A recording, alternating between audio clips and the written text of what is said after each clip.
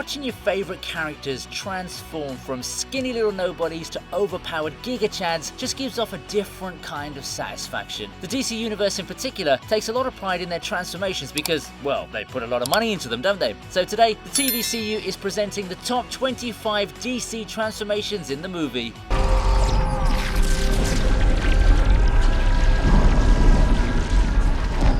Born out of rage. If we're talking about normal body transformations, then I'm pretty sure Dwayne Johnson would top a lot of lists all over the world. Bro's got more muscle on his skull than my whole body. However, I'm talking about superhero transformations here, so I'm going to pick the scene where he turns into Black Adam after his kid bites the dust. Of course, it's a pretty serious and gloomy moment, but to see Teth unleash his rage to turn into his super strong alter ego was amazing to watch. I mean, technically speaking, there wasn't any extra pump added to his body because, duh. But even then, I quite like the speckling formation of the suit all over that massive chest. Sometimes I wonder what would have happened if they chose The Rock to play the Hulk. Now that's a multiverse I'd love to be in. Shazam.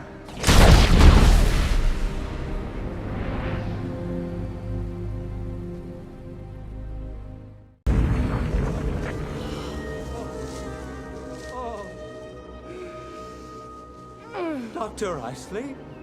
The less said about this movie, the better. But even then, I can't ignore a specific moment that definitely caught a lot of eyes. Uma Thurman is an iconic actress with films like Pulp Fiction and Kill Bill to her credit, so I'm sure Poison Ivy is a role that she wouldn't want to remember for a lot of reasons. However, the actual transformation from Dr. Pamela to Poison Ivy was creepy and seductive at the same time. Yeah, I know how weird that sounds, but come on, it is the truth. The final result was actually the only positive moment most of the audience members could take back home, if you know what I mean. To be honest, I didn't even feel bad about Jason being given the kiss of death because he did try to end his crush's life over a simple rejection. Like, that's a pretty extreme response, don't you think?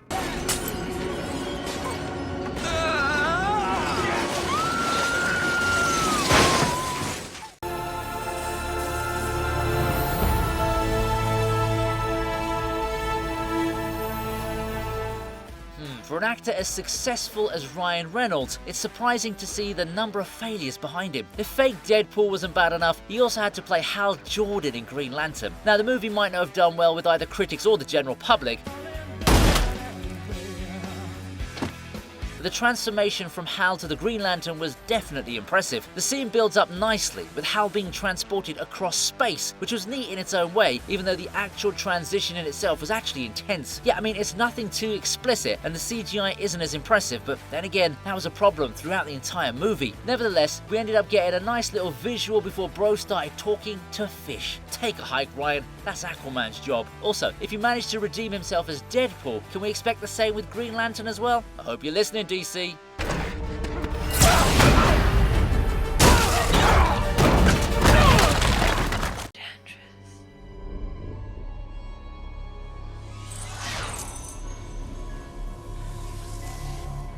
Cara Delevingne is one of those models who can easily double up as a pop star or an actress. The same can be said about June Moore and the Enchantress from 2016's Suicide Squad. Man, I don't know what to say about this movie or even this villain. There was so much potential that was just wasted down the drain with this one. Even so, at least we got to see this cool little shift from June to the Enchantress where they make the switch just by holding hands. It's not a drawn out scene, but rather focuses on the element of surprise, which kind of works out in the context of the sequence. I've got to admit, that freak show really gives me the creeps, especially with that weird voice of hers. Like, who are you trying to impersonate? Female Batman? Oh wait, there already is a Batgirl, isn't there?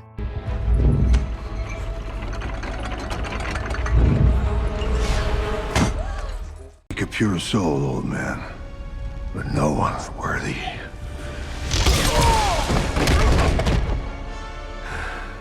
What's with this trope of making bald guys look like scary villains? No, I'm not looking at you, Vin Diesel. Family, family, family. Your contracts clearly state that you can never be the bad guy. What I'm talking about here is when Dr. Sivanna gets his powers from the evil orb. Bro looks so helpful at first in front of the Shazam wizard that you wouldn't even expect him to have survived that first blow. But yeah, I was actually pretty impressed to see how he transformed into this menacing presence who can easily overpower his opponents. Just look at how his entire vibe changes after he turns into the deadly overlord. And to be honest, I've always looked at Mark Strong as this modern reimagination of a James Bond villain, and his performance here really gave me that kind of vibe. Although this is the second time he's playing the role of a DC supervillain. Yeah, in case you forgot, Bro played Sinestro in Green Lantern 2.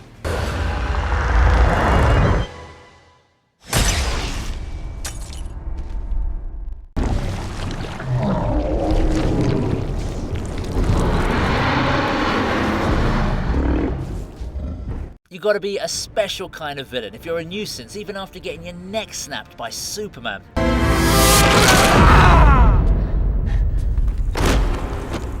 General Zod was definitely a handful even for someone like Kal-El. Things got a bit too crazy after Lex Luthor turned his corpse into freaking Doomsday. I mean, were you not powerful enough already? The transition in itself is literally played out like the main event in the film. Well, apart from the actual Batman vs Superman fight. The scale with which they showcased the transformation process was neat and concise because it didn't need to be too detailed or excessive. They saved that part for when Doomsday actually comes to life and started messing everything up. It's like they took away all of Zod's sass and traded it for more destructive power. Say what you will about the Snyderverse, you can't deny the fact that they can make any scene look like a spectacle. The devil will do it.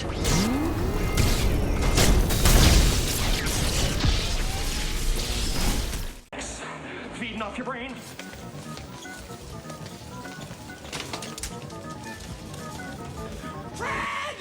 Anytime I watch a Jim Carrey performance, I can't help but feel mesmerized. Whether he's going bonkers in films like The Mask or even reciting beautiful poetry in The Weeknd's Dawn FM, this is a man filled with massive talent and impeccable charisma. One other such instance where we get to see this is in Batman Forever, when he turns from Edward Nygma to the Riddler after some brain manipulation. Just look at the man go. You can tell he's having a jolly good time just from those facial expressions. The thing with someone like the Riddler is that he needs to look psychotic for you to be able to buy into his character, and Jim manages to make the transition so smooth that you barely even notice that he's become someone else. Of course, all those exaggerated movements and dialogues also added to the scene. If only the movie's plot did justice to his performance.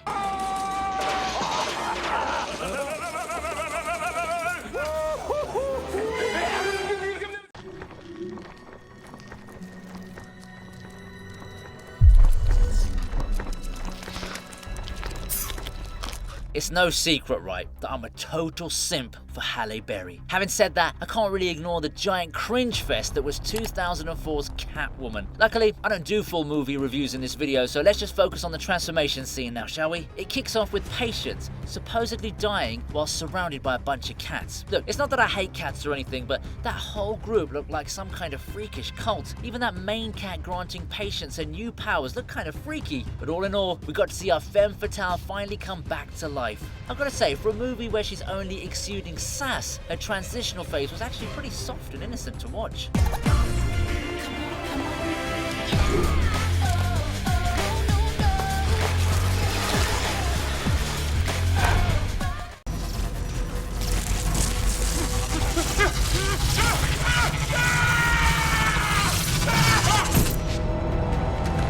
Sometimes, short and sweet is the way to go, and in this case, it proves to be true. Cyborg is an underrated character who deserves a lot more love than he's received, whether it's in the movies or even the animated shows. But hey, it's not like I'm going to start some petition for a solo movie.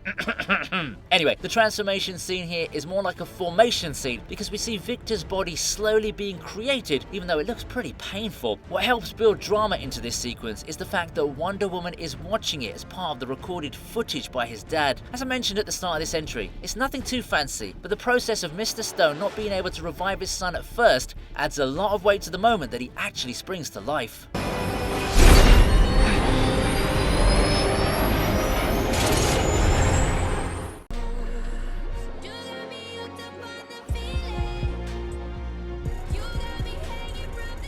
With the Barbie craze blowing up our internet screens, I figured this would be a good moment to focus on Margot Robbie and her more iconic roles, particularly the one and only Harley Quinn. Before she became this beautiful psycho, she was actually the beautiful psychologist Dr. Harleen. It's really hard to believe that a babe like her would fall for a loser like Jared Leto's Joker. It's kind of like how a pop star like Jocelyn fell in love with that rat-tail weirdo Tedros in The Idol. That guy seriously gives me the heebie-jeebies. Anyway, the highlight of that relationship was witnessing the epic transformation of Dr. Harleen into Harley Quinn. Yeah, there's an element of romance attached to it as well, but I guess I'll take it if it looks like this. No, seriously, where are you gonna find a girl who's ready to jump into a vat of chemicals for you?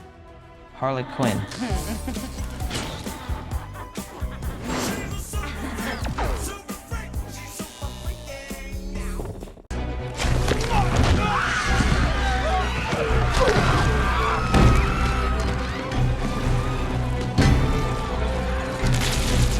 Lots of entries from this version of the Suicide Squad in this list, eh? Well, at least it's scoring a W somewhere. I've already mentioned how the Enchantress showcased herself, but since I've been in my Dom Toretto vibes lately, I can't ignore family. I don't have friends. I got family. Before I go to the actual transformation, I want to talk about how Enchantress tactfully awakens her brother's lust for blood in a rather haunting sequence. And then of course, we've got the moment where he absorbs multiple dudes to achieve his true form. Side note, I'm pretty sure the assimilation sequence is a reference to 1982's The Thing. Hey, now that I think about it, the part where he smashes through a whole train in the subway is pretty similar to that scene from Invincible. Yeah, you know which one I'm talking about, don't ya? Looks like Robert Kirkman's been taking notes.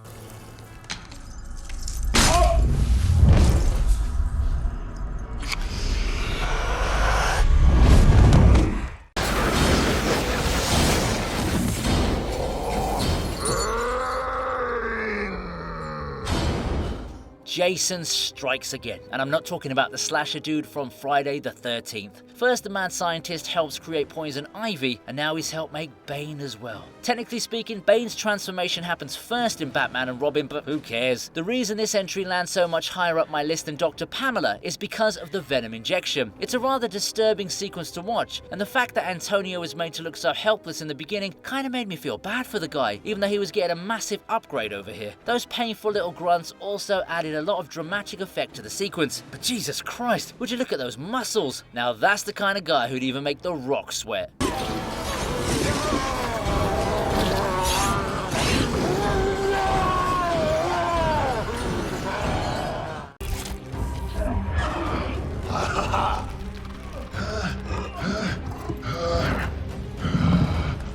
I don't know how many Gen Z kids might know this, but Teenage Mutant Ninja Turtles is actually a DC property. Yeah, why don't you go and tweet that on Threads, eh? Now, we're all familiar with the four turtles and their sensei, but what about Bebop and Rocksteady? Their transformations are impressive too, you know, like one's a wild boar and the other's a rhinoceros? Yeah, these guys were definitely meant to be together. This is yet another example of a scene that doesn't need to be drawn out because it manages to showcase what it needs to be in just a matter of seconds. I mean, let's be honest here, nobody wants to see a couple of dudes turn into those animals in an extended cut. As a matter of fact, I actually like the scene mainly because of its crispness. It's just funny.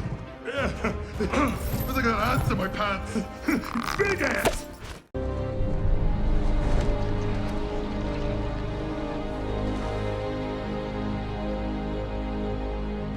Hey, if one of your superpowers is the literal ability to transform your appearance, it goes without saying that you're going to be high up on this list. Honestly, I'm surprised Martian Manhunter only lands at number 12, but the thing is, his transformation kind of finessed the audience over a scene that they actually enjoyed from the theatrical release. I mean, I really felt for both Lois and Martha after their little chat, but then to see that it was just a big fat lie kind of hurt my feelings a little bit. Also, let's not forget the little cameo he gives Batman as well towards the end of the movie. Sure, it's not as much of a reveal as the Martha scene, but I guess you already knew how much of a mama's boy Bruce Wayne is.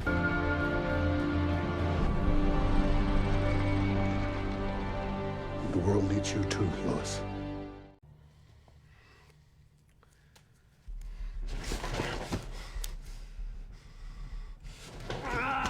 It makes sense for a movie as epic as The Dark Knight to be so close to my top 10, and the scene in question here is unique. We all know Two-Face as the last-minute threat who played a perfect accomplice to the Joker. However, it's Harvey Dent's traumatic experience that led him to become this way, and also those flames that burned off half of his face. For context, the technical transformation happens at this very moment, although we see the aftermath later when Joker visits him in the hospital. I know I've said this before, but I still giggle every time I see Harvey react to Joker pulling off his mask, even though you could figure who he was anyway. Bro really got triggered over a quarter face reveal. He's not. Who? Your driver.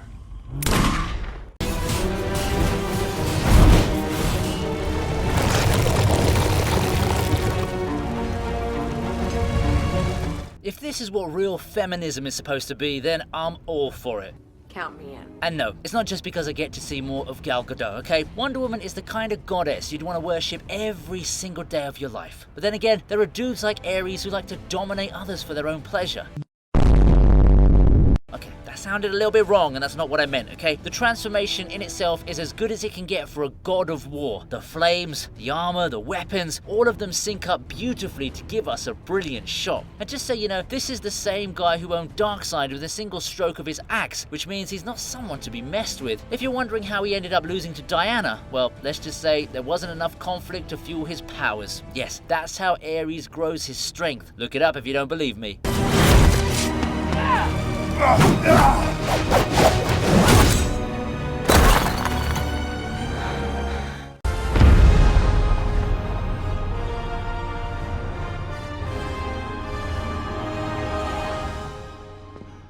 POV. You're a little kid who's got nothing to worry about. No job, no bills, no relationship drama. Sounds good, doesn't it? Only thing is, kids that age want a whole load of other stuff that the adults can't give them. For example, superpowers. We all wanted them when we were little, but you can't exactly swipe those at Walmart, can you? Billy Batson, on the other hand, is very different. Bro got blessed with the powers of Shazam in exchange for doing the bare minimum. More than the scene, I think the true appeal of seeing Shazam is the instant nature of his transformation. He doesn't have to do anything at all, really. He just needs to utter one word. I also want to shout out Zachary Levi's acting here. Dude totally pulled off a kid's attitude while being an adult. Yes, I mean that as a compliment. Zeus, the courage of Achilles, and the speed of Mercury.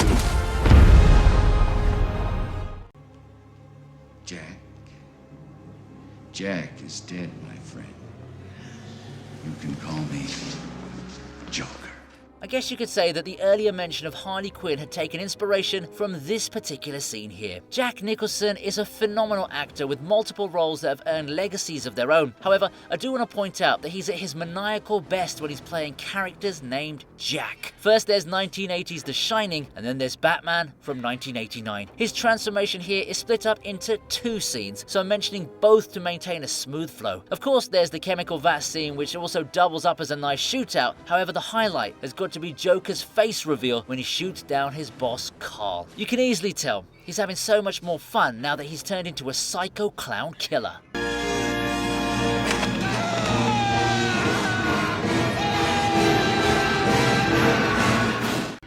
I don't know about you, Miss Kitty, but I feel so much yummier. I know what I said about Halle Berry earlier, but come on, do you really think I'm going to ignore the woman who set the benchmark for Catwoman? Michelle Pfeiffer is an actress with lots of accolades as well, but her transformation from Selina Kyle to Catwoman in Batman Returns has got to be a top highlight of her career. And come to think of it, Halle Berry's entry from earlier might have taken inspiration from this scene as well. The resemblance is uncanny. Of course, what stands out is the calm madness that Selina exhibits in her home until she finally loses it and stitches up her tight latex costume. Subtlety is an underrated art, and I'm glad the final shot of this scene manages to execute it so flawlessly. I am Catwoman. Hear me roar.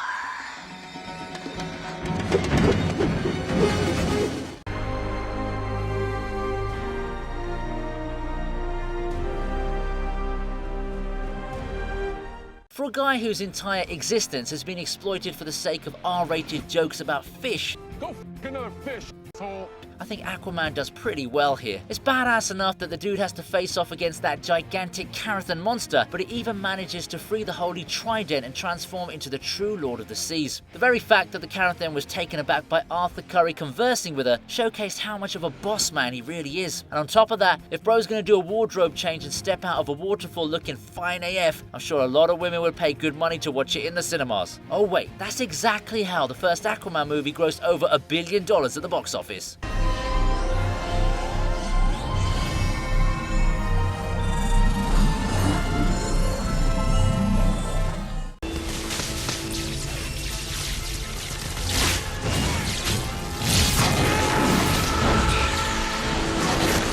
Ever wondered how valuable a little watch could be? Just take a look at 2009's Watchmen and you'll know exactly how crucial these little tokens really are. I was honestly rooting for John throughout the entire flashback sequence, but then again, we all knew he was going to turn into Dr. Manhattan after getting locked up inside that chamber. I gotta give it to Zack Snyder for putting off this scene with such a beautiful narration that it almost felt like poetry in action. The destruction of John's body was difficult to watch, especially for Janie, but to see his body slowly regenerate as this omniscient being with unlimited power was a whole other vibe.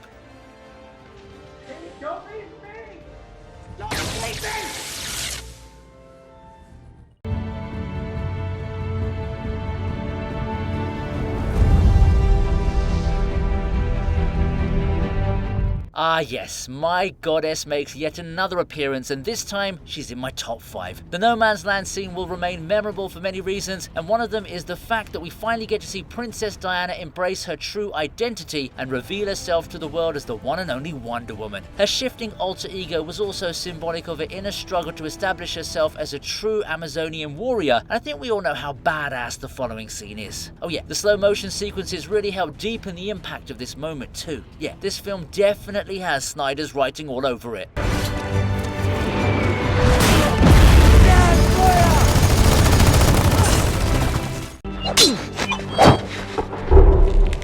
Your parents' death was not your fault. Sometimes you don't need to see the final product to know what you've made. It's the process that matters. If we were to consider Bruce Wayne from the Nolan trilogy, I think it's safe to say that his training sessions with Ra's al Ghul were more than enough to change him from a bored billionaire to an enthusiastic vigilante. The whole purpose of this scene was to have Bruce understand his life beyond his comfort zone, and these sessions would eventually go on to become the stimuli for him to don the suit and mask. This scene is mixed with nice parallels being drawn out between the student and the master, and I'm glad to say that the student has eventually gone on to outdo the master. And agility.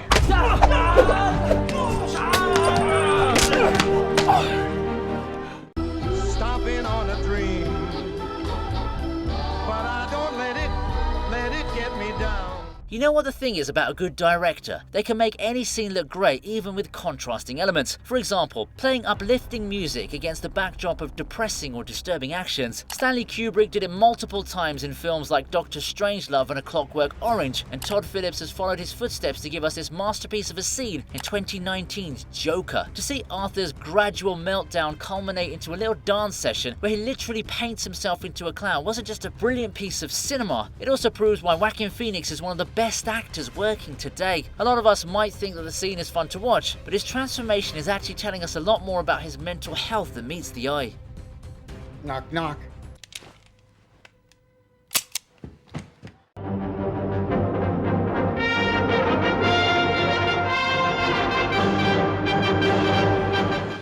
You must have been pulling your hair wondering where the heck is Superman? Well, where else are you going to find him if you know I'm such a hardcore fanatic of the character? It all started back in 1978 when a simple film would release in cinemas and change the world's perception about superheroes forever. The Fortress of Solitude is where all the big business goes down, and in this case, we get to see Kal-El finally embracing the truth of his identity and embracing it with pride. Once again, this is an instant scene with nothing being drawn out for too long, maybe apart from Marlon Brando's speech, which I honestly think was actually some form of compromise between him and the studios for not being present most of the time. But man, to watch Superman finally take up the mantle as Earth's savior and fly around the world with only goodness in his heart was, and will forever be, the best thing displayed in a DC Universe film. What the hell's that? Easy, miss. I've got you. You've got me! Who's got you? Hope you liked the video, so please subscribe to the channel and check the description for links to my socials. In the meantime, here's another video that you'll enjoy.